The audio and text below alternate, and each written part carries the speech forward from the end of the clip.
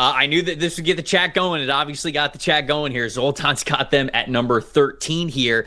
Is it too high, too low? What do you think? This is a unit that I think a lot of people looked at the Detroit Lions over the last 2 or 3 years and said it's one of either the ascending offensive lines if you're looking at it 3 years ago, and then the last 2 years it's been one of the better offensive lines in the NFL. Now, you lose Frank Ragnow, you lose Kevin Zeitler, you still have Graham Glasgow, but you're throwing in a couple of guys that are either young or rookies, Miles Frazier or Tate Ratledge, Christian Mahogany stepping into a full-time role. You have the offensive tackles now that you absolutely love and one of the best in the world at Penei Sewell, but them coming in at number 13 here on these rankings. I know there's the interior offensive line is absolutely in flux. What do you think about that, though? Because it feels like Zoltan is sort of with him having them at 13, it feels like he's much more wary of these changes here than optimistic that it's all going to work out for them. Where are you on the Lions offensive line for 2025? I don't hate it if you want to argue them a couple of spots higher because you've got probably a top 5 tackle duo at least in Decker and Sewell. I get it. But also when you look at the interior, your interior 3 are a guy who was your lowest graded offensive lineman last year, a guy with 2 career starts, and another guy who's a rookie. Probably, I would think Tate Ratledge. We'll see who plays guard and who plays center between him and Glasgow, but I would think it's going to be Ratledge, Glasgow, and Mahogany in some order. And this is a team also, when you look at the depth behind this starting offensive line, I know it's something we haven't talked about with a lot of teams here, there's not a ton of depth behind it, right? And that's why they drafted several of those interior guys to try to add to that depth as well. But you're also now talking about, you mentioned a guy like Miles Frazier, rookie depth behind a rookie starter. Doesn't always work so great, right? So I can see between both the production of the interior unit, and you have to remember who your quarterback is in this situation. Is Jared Goff is a statue as much as anybody in the league. If he doesn't have interior protection, you suddenly have a serious problem because he's not going to be able to improvise out his way out of trouble like, say, a Kyler Murray or Josh Allen, Lamar Jackson, whoever else would that's more mobile back there. So I think it's something we're going to end up endlessly talking about, Trev, August, September, and deep into the season is this Lions interior 3 and whether or not they can protect Jared Goff, especially when they just have to drop back and throw the football.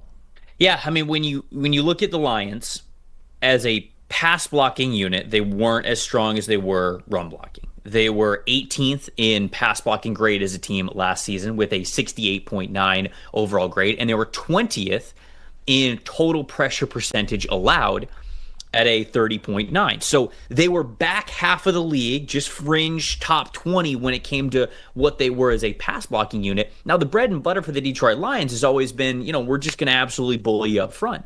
And their numbers absolutely reflected that.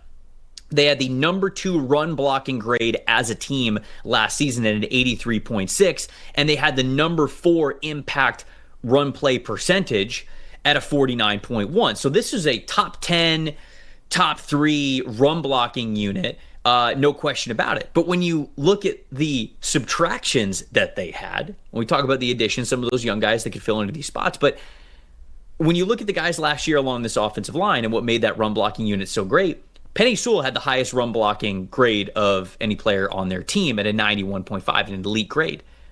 Next was Frank Ragnow at a 90.9, and next was Kevin Zeitler at an 87.2.